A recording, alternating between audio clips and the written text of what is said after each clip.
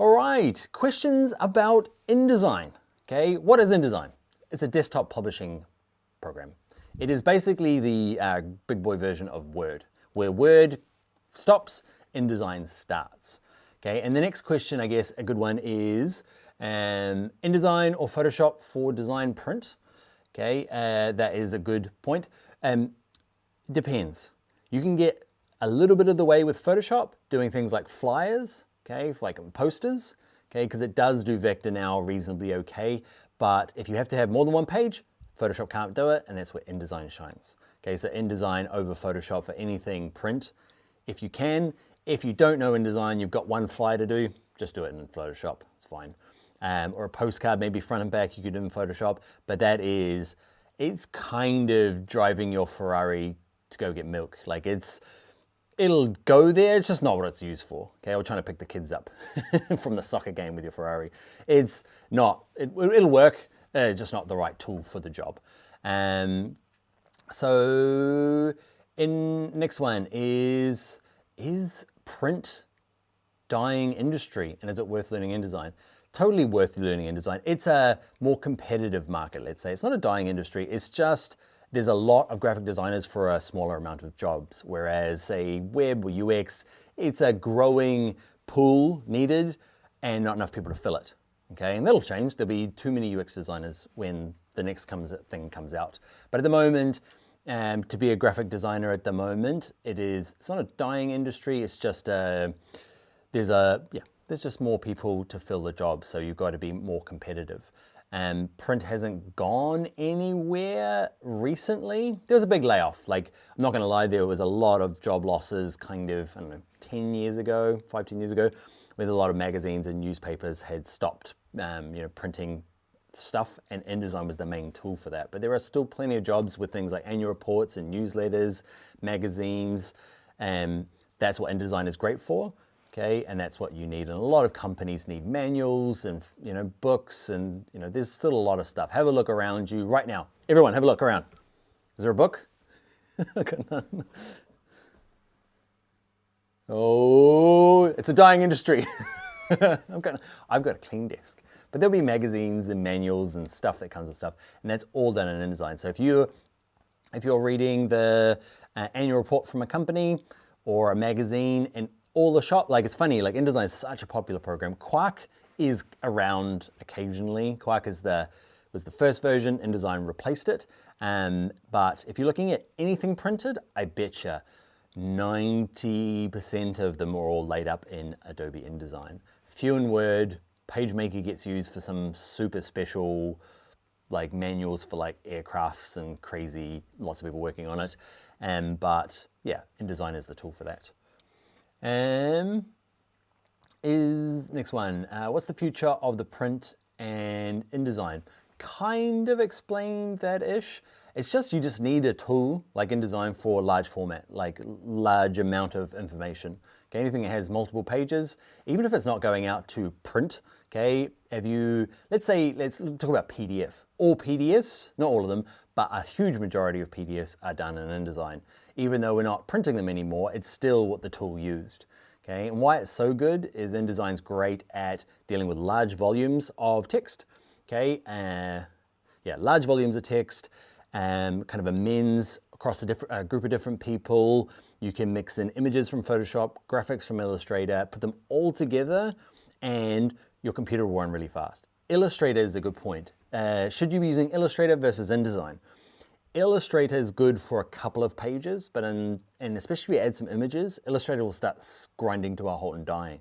Just the code base that it uses, the kind of structure the information is used for that bit of software for Illustrator, just can't cope with huge amounts of volume of text and pages. Okay, you can do some really cool illustrations, okay, but as soon as you add a couple of pages, it's going to grind to a halt. If you've done it and you've got like 8-page magazine or 8-page flyer, Illustrator hates life. Whereas InDesign, you can add 100, 1,000 pages, and it just keeps on cranking. Okay, and it's just built for it. And if I need to do, some amazing formatting, okay, like paragraph styles, okay, if you know what they are. If you don't, it's like, it keeps things like the font, how far apart the lines are, the spaces between paragraphs, and a bunch more. That's kind of like Illustrator and InDesign, Illustrator and Photoshop can do. And then InDesign does all sorts of crazy things like grep styles and nested styles, where you can say things like, the reason you'd stop using Illustrator is because, say like a nested style. You've never heard of it probably, unless you've done my course. A nested style will allow you to say, if there's a style on heading, automatically put the next style as a subheading, and automatically then have the next first paragraph bolded, and then the next thing is normal body copy. And all you have to do is apply the heading, and it will spill through and add a whole bunch of other styles. That's where it's, that's kind of like using it to its really amazingness. You can use it just to do a simple flyer as well. And do you need to, it's one of those ones where it's hard to self-teach. If you do my Essentials course, even half the Essentials course, even just the first chunk, you will be able to do quite a lot in InDesign. It's just a strange one to teach yourself, because it's like, there's a few keys you got to hold down. It's just not very intuitive. It is once you've done it before. If you're an InDesign user, you'd be like, I love InDesign. But I bet you didn't for the first day or so, okay? Because it is a little bit weird to learn. But once you know, you're like, oh, okay. I need to hold down Shift to resize everything, or some strange things like that. All right, another one, little interlude. The Bring Your Laptop store is out. That was the last live stream if you missed it. Okay, I'm not wearing the Bring Your Laptop store stuff, but go to store, store.byol.com. Okay, Taylor, which one is it? Let me try, because I think I've done it wrong. Yeah, store.byol.com. And we've got some new merch there. Okay, it's for anybody to go get. And there's t-shirts, hoodies, Bring Your Laptop stuff. So go check that out. Can I use InDesign for a one-page document? You totally can. Yep, I use InDesign for like invoices. I use it for invoicing. Shouldn't, but I use it a lot for invoicing. Anybody else out there in the comments use InDesign for invoicing? It's a terrible use of it, but it's great for it because it does automatic page numbering. You can do automatic like a quote number ordering. So it does it perfectly good. Roger, have you gone off Dreamweaver completely? It is Adobe after all. I have gone off Dreamweaver, I'm gonna be honest. It is just, I worry because InDesign, Adobe aren't updating it. Every time there's a new version, there's no new updates. So I worry about getting right into it again and spending months making a course until I know more about it. Adobe have gone and bought Magento, and I assumed what they do is they go, Magento, Dreamweaver, they took away Muse and they'll connect them back up. And they'll connect those two amazing tools. Dreamweaver's still amazing, there's nothing wrong with it. It's a great code editor. But Magento is, I've gone away from InDesign. These are questions coming in. So they've got these tools, Adobe, and I'm just waiting for them to do something with them. I know a few people in there, but nobody's like, I don't know anybody high enough to know what the future of Dreamweaver is, or if they know. Okay, so that's it. As soon as it is, I love Dreamweaver. I'll be doing a course again, but it just doesn't change enough. Yeah, that's why. Mr. Creative, please, when will you be teaching Photoshop for Beginners 2022? There's a Photoshop Essentials course. It needs probably a little bit of an update, but I reckon it's still amazingly useful and very little has changed in it. There's a couple of update videos at the end of the course that you might want to check out if you haven't gone and seen it for a while. If you're like, hey, I did that course ages ago and it's still the same, check out the last few videos. There's updates that I do every year and I stick those at the end, so check those out. Can InDesign create ebooks? Yeah, it's really good at it. Ebooks, you gotta be careful what you mean by ebooks. EPUB is probably the better word. So EPUB is a format kind of like Kindle, okay, where it's, well, there's different versions of that as well. It's really good at creating, say, Kindle style books, okay? Where you get into ebooks, there was a bit of a fad there for a while. Remember when Apple was releasing a bunch of things like, what was it? They had a magazine store and a few magazines jumped in to make this like new digital magazine. They didn't go anywhere, did they? So I was teaching that for a long time because everyone was keen on InDesign producing these amazing interactive like magazines with videos and page peels and all sorts of cool stuff. And that just didn't happen. Like, the industry just didn't take off that way. You can create like ebooks as in PDFs, Okay, the trouble with PDFs and a lot of interactivity in them is that not everyone has, like if it works in Adobe Reader, all that stuff works great. But as soon as it opens in Preview on Mac or some other free bit of PDF opener, they don't all work, so it gets a bit murky that way. But in terms of Kindle style books where it's really simple, images, everything's laid in flow, you can do some cool formatting in that in InDesign, but you can't do, well, you can do them PDFs, but they have limited kind of interactivity. The Publish for Web is pretty cool. Publish Online, I think Adobe InDesign call it. That's a pretty cool thing. Check out my advanced course for that, where you can take kind of a magazine and publish it to a website instead of to like a PDF that gets shared. And that does quite a bit of cool interactivity. So that's a cool one.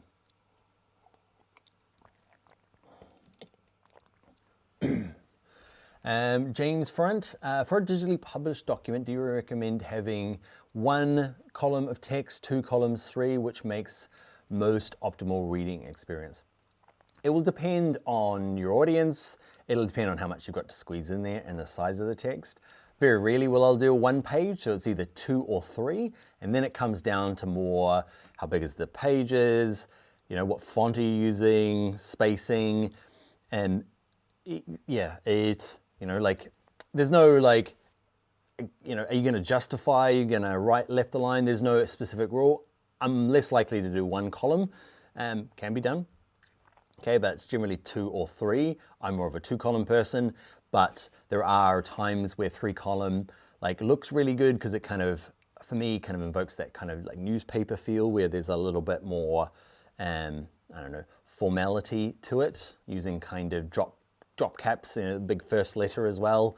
It makes it tricky though if you do want to do things like, say, an image that's kind of, you know, the text is wrapped around when you've got 3 columns, because it all kind of smashes it to pieces. So my advice is there's no hard and fast rules. You know, you have minimum font sizes for legibility. You make sure you're using a sans or a sans serif that is really easy to read, and that your line spacing is good. That's probably more important whether you have 1 or, you know, 1, 2, or 3 columns.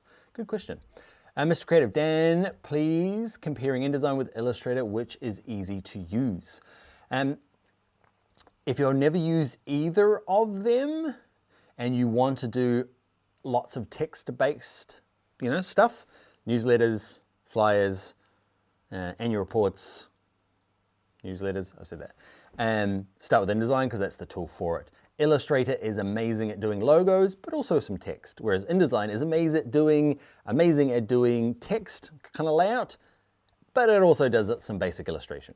So decide where you want to start. Is all your work text with images and logos, or is it logo design that occasionally appears on a flyer? And decide which one to use, because they're not probably easier. There's a lot of crossover, so you know, if you do end up, there'll be people in the comments there who've done both. Maybe throw in your experience. Which did you find easier to learn? So let me know if you know both of them.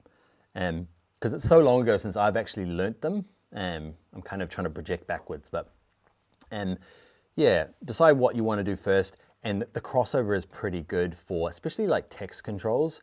And paragraph styles, character styles all work in both of them, and in Photoshop, all the same. So, I don't know, did that answer your question? Should a UX designer learn InDesign? No, nope, don't need to learn it. It's one of those handy things, but you're unlikely as a UX designer to have to be doing InDesign. I know there'll be people out there who are like, hey, but I use it all the time. You're probably gonna need XD or Figma and Photoshop and maybe Illustrator. InDesign's way down the list. Probably you need Adobe After Effects before you need InDesign, in my opinion. That's my opinion. What are some job titles that I could expect to move into and as an InDesign professional? Oh, that's a good one. You could work, desktop publishing is the kind of industry often. Okay, and that'll be things like magazine design. You'll be maybe working, it depends, like there's a lot of magazines now where you have to be like the editor / designer / copywriter, okay, and so you might end up doing a bunch of them. But you might become a Mac operator. So I was a Mac op for a long time, which I did a lot less creative work. I would do a lot more kind of like laying out of stuff, worked at banks and things. And like, I would have to lay out policy documents, okay? Where we had banks and they had like T's and C's and stuff. And there was just a lot of laying out of heavy text. And I wasn't a designer then. Even though I was hired as one, I was really a Mac operator. And there's nothing wrong with it. It depends what industry you're working in. Bank was not fun, for me anyway. But the people I work with were great, but the type of work I was doing wasn't for me. But then there was a time where I was a Mac operator and I had the best time. I was in London and I was working and I wasn't doing a whole lot of, we're doing flyers for a bunch of different companies that used to fall out of, you know, like newspapers. I can't remember what they're called. Open up a newspaper and a bunch of flyers flopped out and onto your lap. Okay, I was designing all those things, and the job was pretty tedious, but like the companies were pretty cool. It was kind of big name brands, but the people I worked with was the best. The work was pretty cool. The creative director who was kind of like directing me, I was a Mac operator. I used InDesign all the time, and my job was to be technically very proficient, and the creative director would kind of like move it, change the fonts, you know, the logo's too big, that sort of stuff. So a Mac op is, you know, it's a type magazine. You might be working graphic designer. Yeah, there's probably other names. I can't think of them. Alexandra, I took the InDesign course on Udemy. Can I get the certificate for that? You can get it from Udemy. They have certificates. So if you complete their one, definitely go and do that. If you want it from Bring Your Own Laptop, you have to sign up to Bring Your Own Laptop. We don't, you know, it's part of being a Bring Your Own Laptop member, our certificates. So if you do want to, you can sign up to Bring Your Own Laptop. You can pay for a month, and you just need to show us, screenshot what you've done on Udemy, because it'll show you all the things you've done, all the videos you've watched, and you'll have to submit all your projects. So go through, you'll see them all, the little icons on the on the table of contents. You'll see where you need to upload them, and just upload your Udemy projects. They don't have to be new, okay? And then submit it that way.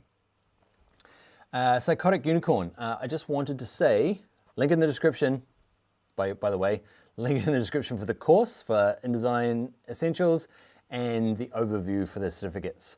And they'll be down there as well, kind of giving you a bit like the FAQs for this. Psychotic Unicorn, I want to answer this question because you've got a great name. I just wanted to say thanks for all your hard work that goes into these courses from all the Bring Your Laptop team. You guys are awesome. So welcome. And a great name, Psychotic Unicorn. Thanks. We do put a lot of work in, and I'm glad you enjoy not only just the courses, you know, like I get a lot of the credit because I'm the smiley, handsome Kiwi voice that you hear for hours and hours and hours, but there's a lot of work that goes into editing. So thank you, Taylor and Jason. And also the teaching assistants, their leader, Stephen Butler. Okay, a lot of work goes into kind of the feedback from there as well. Yeah, and Malcolm, Victoria, all put loads of work into this. So you're very welcome. Thank you for recognizing those others. Roger E, will you add projects to the InDesign Advanced course for the certificate? I'll need to look into that. I thought there was, but let me check. Soren, why InDesign is so lighter than AI and Photoshop? It's not really lighter, it's just designed for purpose. Have you ever tried to edit video in Photoshop? It just wants to roll over and die. But in Premiere Pro, it will take your ginormous gigabyte files and do it. It's just the way that the code, like I don't really know how it works. There's a little hand waving here, but I know that there's a reason why we don't just have one bit of software. It's because the way that it stores information, retrieves information, something in that program is really good. It's designed to do one thing. Like Photoshop is moving pixels around. Dealing with type, it'll do, but it's trying to use the pixel moving engine to make it work. And same with Illustrator. Illustrator is amazing at drawing these beautiful illustrations and vectors. If you grab vector in Photoshop and try to do this big elaborate thing, it's gonna freak out because it wants to see pixels. Illustrator wants to see vectors, and InDesign wants to see text. So if you switch those around, they just don't like it. So they're all fast in their own right. Yeah. Tara, hello Dan. Will there be an update to XD course? Is XD enough to get UX job, or will I need to learn Figma too? So the XD course goes live, the review, so the update to Adobe XD goes live next week. So this time next week, we'll be relaunching the new course along with a certificate. Woohoo! Okay, so check that out. They'll go live. And your other question is, and just so you know, if you have done the course before for XD, it's the same course, kind of, okay? It's a different thing we build, okay? I think it's better. I've made it better. So it's not exactly the same. So if you rewatched it, you're not gonna see the same stuff, the same content, but it covers a lot of the same topics. Let's say 80% of the topics are the same. Some other stuff had to be changed because language had changed, they've updated, they've added new features, and what I'm planning to do is an advanced course. So yeah, this next one, the update is going to stick to the essentials so I can do an advanced course. And your other question was, can I get a job after this? And you need to know. The question was, can I just learn, you know, if I learn XD, can I get a job as a UX designer? And can I, or do I need to learn Figma? And no, just pick one. Please hold. This little thing's buzzing away. For those who don't know, I'm type 1 diabetic. This thing buzzes away and it won't go away. If I ignore it, it'll just get louder and louder. Have insulin. So yeah, I've got Adobe XD. Can I be a UX designer? You can. There's no certificate or award. You don't get knighted and say you are a UX designer. It's about starting doing UX design work.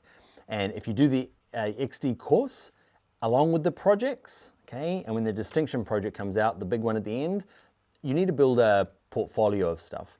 And what happens is you need kind of like 3 minimum of projects that you've kind of put your heart and soul into understanding and trying to do. And then you can call yourself kind of like a junior UX designer. Okay, you've got some technical skills, you've got some basic project skills, okay? Then you're ready to do it, but you're kind of at the beginning, okay? Learning Figma and XD isn't enough. It's learning one of those and then doing the work.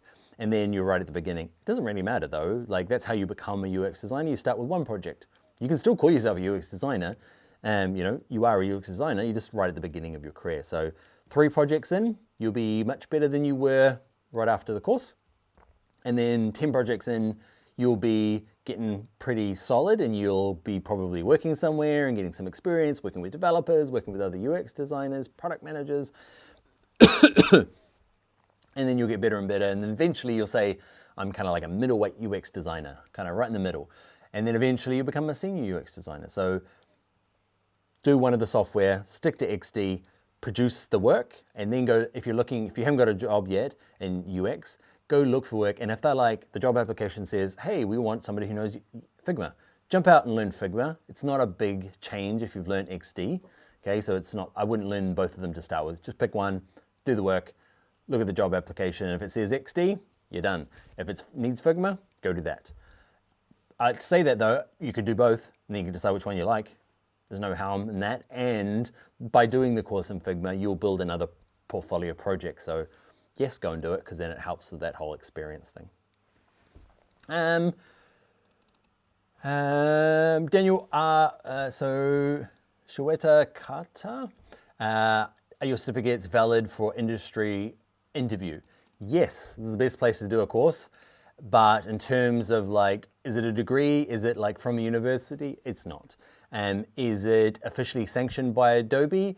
It is, in the fact that I am an Adobe Certified instructor and I run Adobe Certified Training Center. So yes, in that instance, but Adobe have their own certifications. Is it better? No, their certifications I don't like. I do them, I have to do them. And I think ours are better, but in terms of recognizable, Adobe probably have a bit more weight in the industry than Bring Your Laptop at the moment. Probably forever, okay, because they are the source of the software. But if your question is like, yeah, I think that answered the question.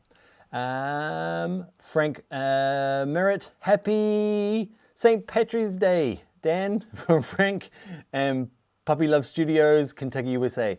Happy St. Patrick's Day, was it? It's early there, Kentucky, wow.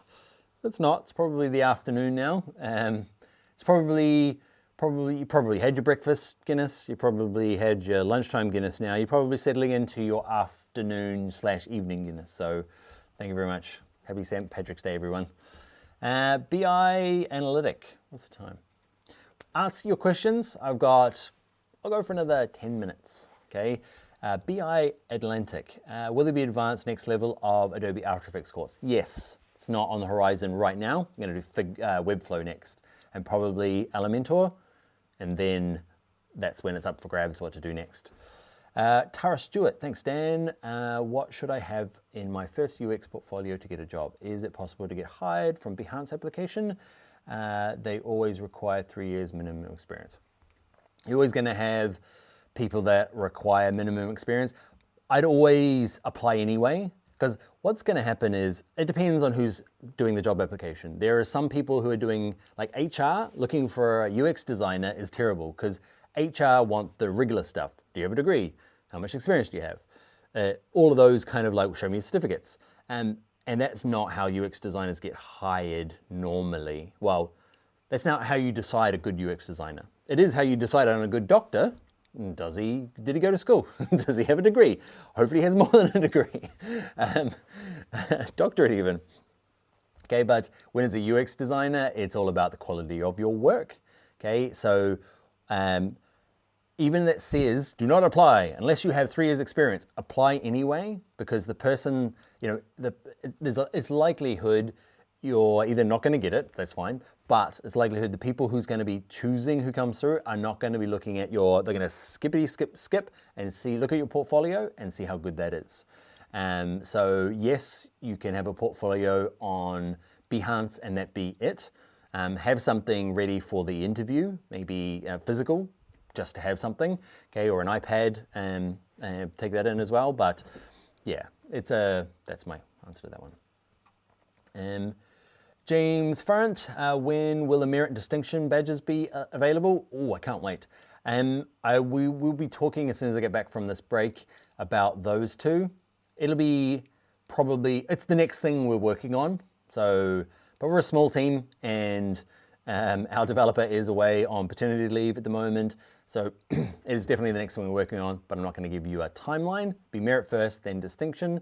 Merit's we create everything ourselves, so we're gonna have to create the kind of like, it's gonna be a knowledge quiz, okay? So not a exam, but more asking you questions I want the questions to help solidify your knowledge of the software, not to try and catch you out, okay? So it's basically, if you've done the course, you'll be able to do the merit quiz, okay?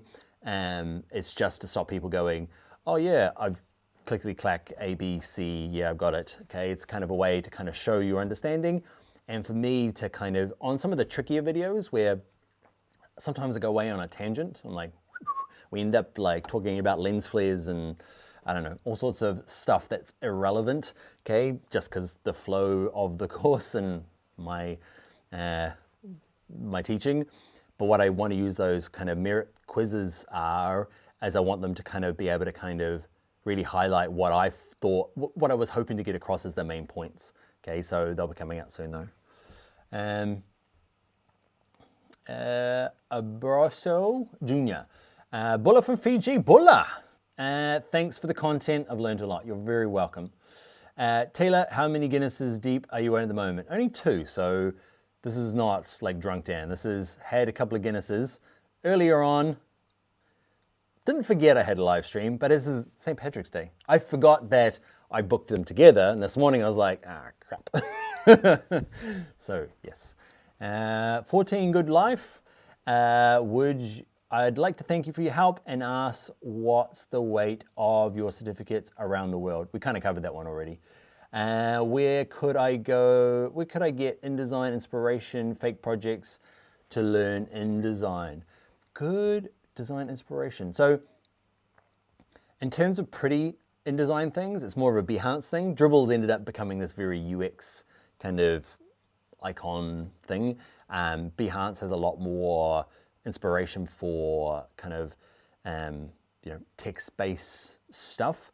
It's trickier because the hot stuff now that fills those kind of like inspiration places aren't beautiful type. okay, and like, like beautiful layouts and those sorts of things. There'll be places, and I guess it's showing my career kind of variation as well. I do a lot more in the kind of web digital space now, but if it was me, I'd be looking for templates of other people's, okay, not to steal it, but to kind of get, there's just some, like I go to things like Adobe Stock and Envato Elements, and I just look at the templates. I don't really want to download them and use them because I need to change them so much, but it just gives me ideas of like, like big image, text overlapped, reversed out, okay, 2 columns, something going on down here, okay, and I have looked through other people's designers' templates and just kind of get ideas that way. I find that's, if you ask me now to get inspiration for something that's quite like an annual report, which is quite text heavy, graphs, images, I'd go to templates and, other designers' templates rather than the inspiration sites. I'm not sure why I'm doing that. Totally, yeah, inspiration. They are totally unusable there. Don't use the little finger quotes, Dan. All right, this is going to be it. We've got last one, and then I'll wrap out. So, Shoeta Kata, thank you, Daniel, for your answer. You're welcome. After completing your course for graphic designer, how easy is it to complete the Adobe Certification? I've already completed Photoshop, Illustrator Essentials. The Adobe Certification is easy enough. My courses aren't aimed at getting you past the Adobe certifications. Adobe has 3 of them. Adobe Certified Associate is the one you want to do. Okay, it's the kind of entry level. It's not entry level as in cheap, but there's no point going for the super hardcore ones like I've got to be an instructor, because person interviewing you is not going to care which one you've got as long as it says Adobe Certified something or other. Adobe Certified Associate is what you do. And if you've done my course recently, then you'll probably be able to pass that certificate without any other. They do have some practice exams you can download, watch those, read through those. Plus doing my course, you'll probably be fine. Yeah. There's Adobe Certified Expert, which is the next level up, which you can totally do. I'm not trying to discourage you from that one, but like if you're looking for, like street cred at an interview, nobody's going to care whether it's the associate or the expert, okay? So do the associate because it's easier.